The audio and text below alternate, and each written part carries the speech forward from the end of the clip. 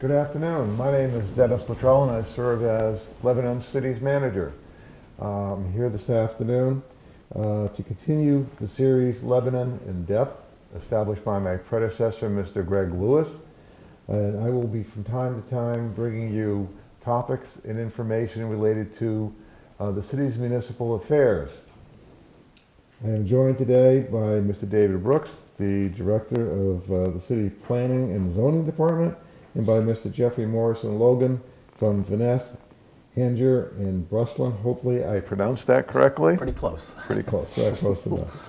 And our topic for discussion this afternoon is the downtown revisioning project that is currently ongoing with the city.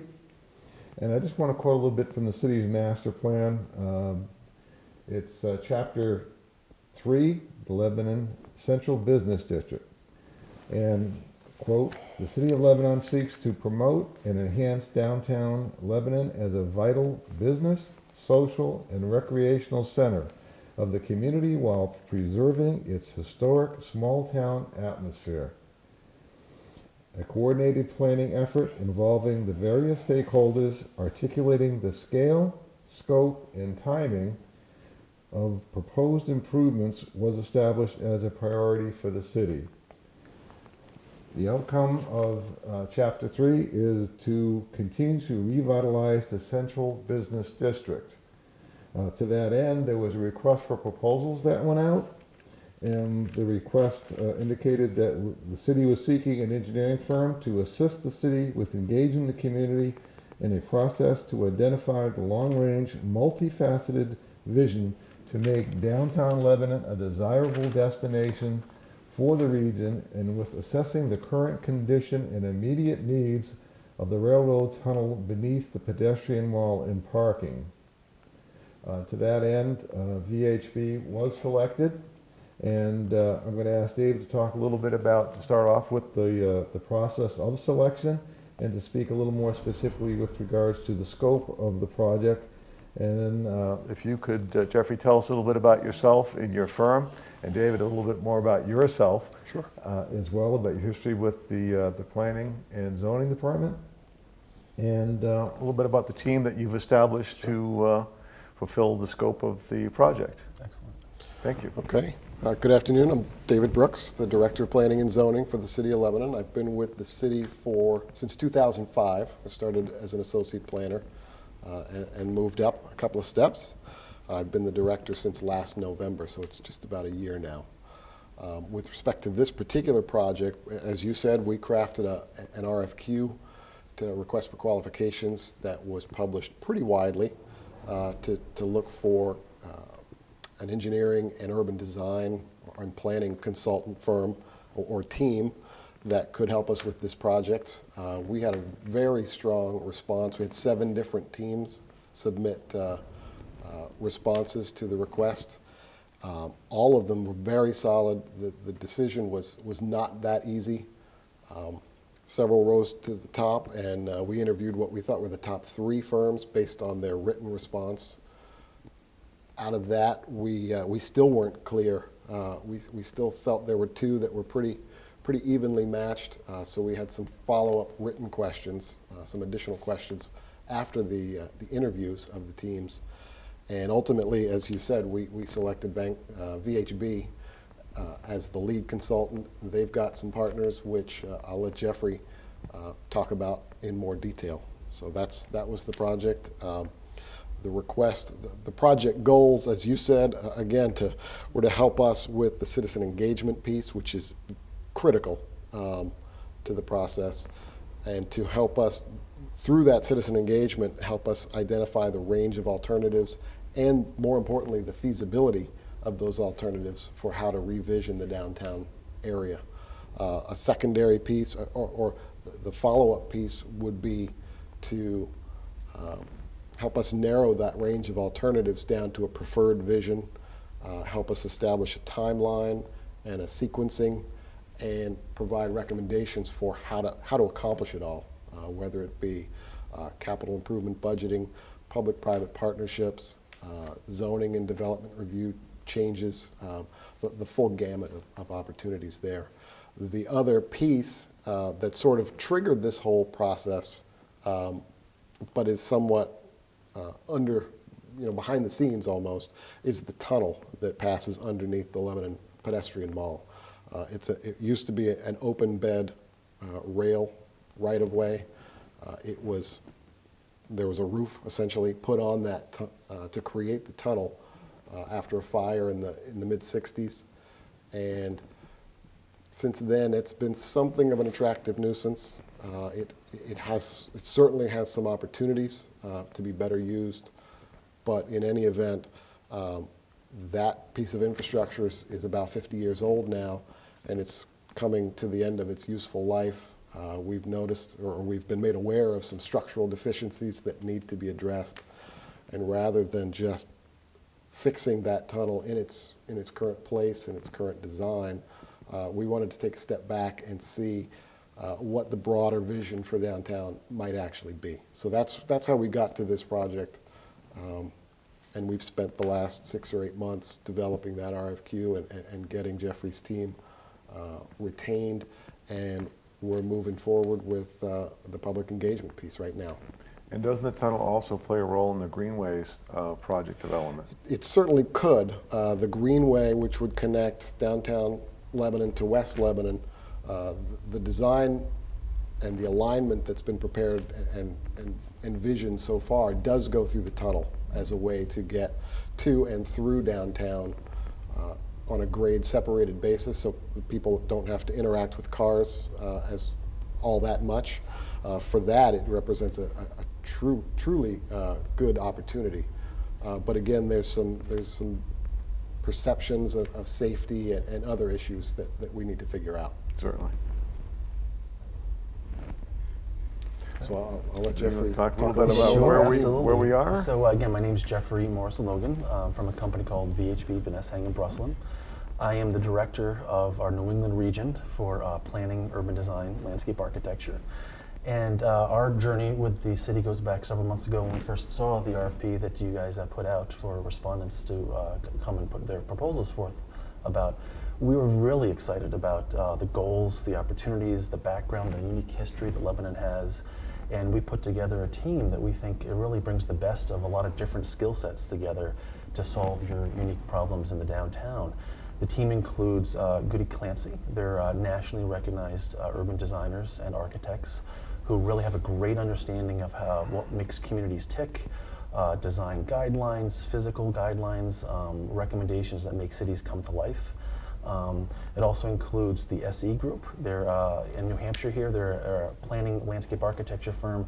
Their skill set's really around implementation and understanding how projects can go from vision to making them really actionable and have budgets and things to them. Also the AER, they're an economic firm, Russ Tebow. He's helping our team understand the regional economics, what types of businesses and residential units might be able to come to the downtown here, building off what you already have in this area, so from an economic development perspective. And with VHB, we bring our in-house expertise around urban design as well, coupled with landscape architects in-house, as well as transportation engineers that can understand the whole transportation network in and throughout the downtown, as well as civil engineers who understand some of the infrastructure, the sewers, the piping, the water, and so forth as well. And lastly, we have structural engineers in-house as well. So when it comes to the bridge and the tunnel and understanding what the structural capacity is and what some alternatives might shape out and look like, we have that in-house capability as well.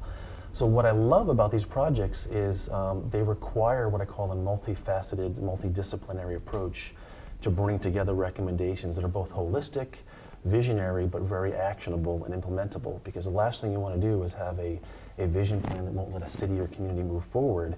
And what we pride ourselves on is looking at those short-term recommendations that you can really move forward, right, that'll leverage the next round of development and opportunities for you as a city. So we've been on the ground, boots on the ground, running for the last couple of months. We've done a walking tour so far, where we actually went out with city staff. We did a walking tour of the entire study area, had a beautiful day where we saw a lot of the different neighborhoods, the downtown and so forth, Colburn Park, which is an amazing downtown park. We toured along the riverfront and up along Hanover Street as well, just to get a firsthand understanding of what are the issues. You know, how is the downtown very different from those pieces of the downtown that I mentioned?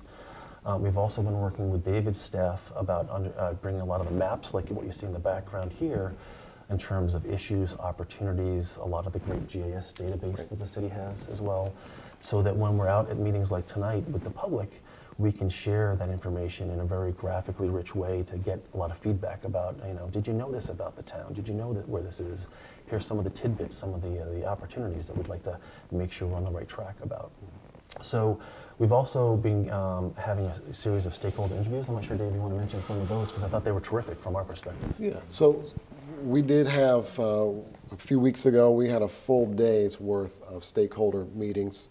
We met with property owners, business owners and merchants in the downtown area. We met with real estate agents and bankers to talk about that aspect of the downtown area. We talked with several of the city's departments that are involved in sort of programming the park and the space on the pedestrian mall, regulating that area, as well as those who are involved in enforcement and operations and maintenance, public works, police, fire. And then we followed up that with discussions with some of the nonprofit groups, many of the nonprofit groups. We have a very strong set of organizations based primarily in the downtown area, with arts, with recreation, culture, the Chamber of Commerce, business groups, and then finally with some of the larger institutions in town that sort of contribute to and certainly benefit from a vital, and a vibrant downtown. Alice Peck Day, Dartmouth Hitchcock, Dartmouth College, River Valley Community College, which is going to be coming into the community over the next several months. So those were really, we heard lots of great comments. We got a lot of good feedback out of those 7 hours of meetings. And then we had a work session later that night with the city council to sort of bring them up to speed with what we've accomplished so far, get their feedback, get their ideas, and let them know what the next steps would be. Right. You've also reached out to the high school students as well, have you not? Yes, I've had a discussion with the head of the social studies department at Lebanon High School. We've interacted by email once or twice. I've gotten him some information. I need to follow up. Frankly, I need to follow up with him and make sure that I have the opportunity to get into the schools and if that's the best way to reach the students and sort of explain this project to them because this is going to be their downtown in the very near future. Right. It'd be good to get them involved. Eventually they'll become voters. They'll be consumers, right, and in their own right, and very important to have their point of view right, realized as right, we go through the process. Yeah, the broad engagement piece for me is one of the most important aspects of this project. Not just informing the people of what the city's going to do, but actually engaging them, getting their ideas, getting their input, getting them to help collaborate on what the solutions are going to be and getting them implemented. Right. We find a lot of that is very similar to the process that we do throughout communities throughout New England, really engaging the public to understand what the issues, the opportunities are, getting consensus around a preferred vision plan as well, and focusing on those implementation steps are very key. I know for this project we have 3 public meetings that are planned for the process. We have the one on October 20th, tonight, to talk about issues and opportunities. We're going to be back in the early winter in January to be talking about alternatives, and then we're going to be coming back several months later to talk about our preferred plan and those implementation steps. So we're really excited about it as well. It's often that we learn so much about a community just by going through these events and listening to people very carefully up front about what is the unique part of Lebanon, how is it different than other cities, how did it grow and change over time. Things like the Great Fire that happened here in the 60s obviously had a big impact on the downtown as well. The automobile and how that got introduced to downtown had a big impact on these things. Economies, when they've peaked and when they've hit the valleys about those things have changed. And what was exciting to our team was just looking at all of who you are as a community and the things that you're already doing and the physical layout of your city and your downtown. There's amazing things that are already happening here in place. So I think our challenge is to build upon those great things that are already happening here, the bones, the infrastructure that are here, the resources like the river, and find ways to celebrate those even more so than what you're doing right now. Right. And again, it's often that you find that out by just listening to people about the histories that people have built through. So we're super looking forward to that process. Just want to point out that there's also a lot of information available on the city's website, which is available 24/7. If you have an opportunity, I would encourage you to go onto the website and look at the information that's presented there. It'd be very helpful. Right. Yeah, as has been mentioned, as we're taping this show, we're preparing for tonight's first public meeting to talk about issues and opportunities and have the people come out to a single event. But for those who are unable, and even for those who do make tonight, we're also working on other ways to get input and get ideas from people. We're working on, as you noted earlier, the communicating with the high school and students. We're hopefully going to go to them. We've got posters up in a few locations in the area, down in City Hall and a couple of restaurants and other downtown buildings, where it just sort of, it's just I wish downtown Lebanon, ... and fill in the blank. What do you wish it had? What do you wish it was? What do you wish it could be? Just get people's input that way. We're working on an online survey that will be available through the city's website, and we'll make sure it gets available as broadly as possible. And even after tonight's public meeting, we hope to receive input and comments and ideas, suggestions for the next month or 6 weeks or so, as through the rest of October, November, because all of that's going to play a part in creating the alternatives and then focusing in on ultimately on a preferred alternative. Right. So we've given in the process more than adequate time for residents to get involved, to find out what's going on, and to be able to input into the process so that the city can make the best possible determination on how to proceed with that information in hand. That's right. Right. We're also trying to make these events fun too. Like, for example, tonight we're going to have some hands-on activities. We're going to have some electronic voting activities as well, breakout group sessions. So we're trying to keep the momentum going, but make these events really fun and focus on learning, focusing on sharing, focusing on what do we want to do next, and make it really interactive. Because you have 5 stations tonight? We have 5 stations tonight. Some of them are actually 6. Some of them are resource stations. Tonight's topic's around what's called urban design and placemaking, so more of the physical layout of the downtown. The second station's on transportation. What are the issues and opportunities around navigating the downtown? And it's not just about cars. It's also about bikes, pedestrians, and transit as well. Third station is around economic development, because if you think about how a city grows and changes over time, what are the initial indicators that we're hearing about the economy? And the last station is around the natural, cultural, and historic resources, because the community is also made up about those great resources that you already have here in abundance. Other activities for tonight, there's going to be a resource station that reflects upon the 2012 master plan that the city has done. You mentioned early in this broadcast that there's that Chapter 3 section. What are the takeaways from that chapter that really become the building blocks for us? Right. So the community can become aware of, if they don't know what's in that chapter, that's a resource area. And then as people come in, one of the fun exercises that we do is we write them almost like a one-word exercise. What is the biggest opportunity? What is the biggest challenge? And we can take those one words, pull them all together, and process that through an art program to make sure that people understand what's going on with that. So it's a lot of fun. Right. Yeah, again, Geoffrey mentioned some of the broad themes that we're focusing on, but the study will ultimately address almost every strategy and action item listed in the 2012 master plan for the downtown area. There's almost 50 strategy and action items listed in just that one chapter.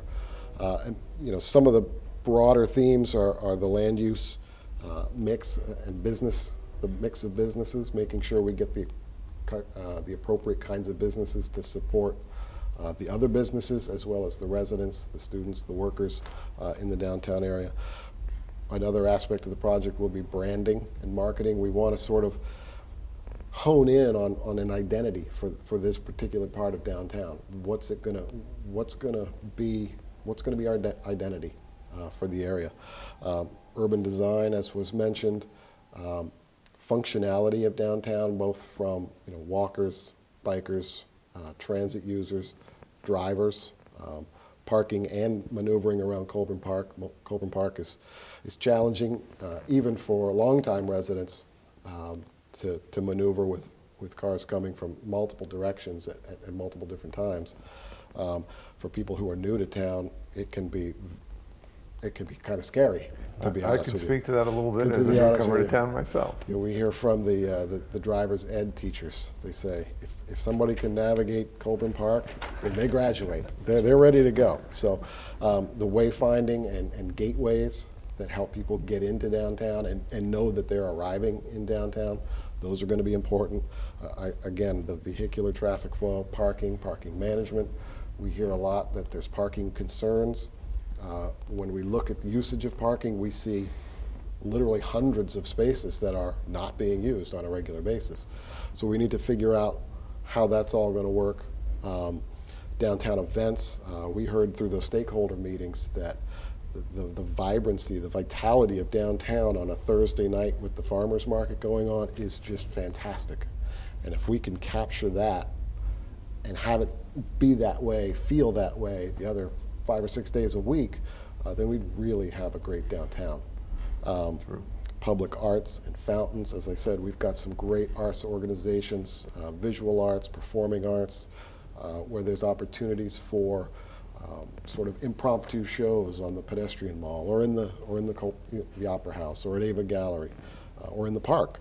There's all kinds of great opportunities, and then the sort of the hidden gem that is lost in all of this in the day-to-day, the way downtown is built out, is the river. There's a beautiful river that passes through downtown. There's some rapids. It's a great spot to sit and just relax.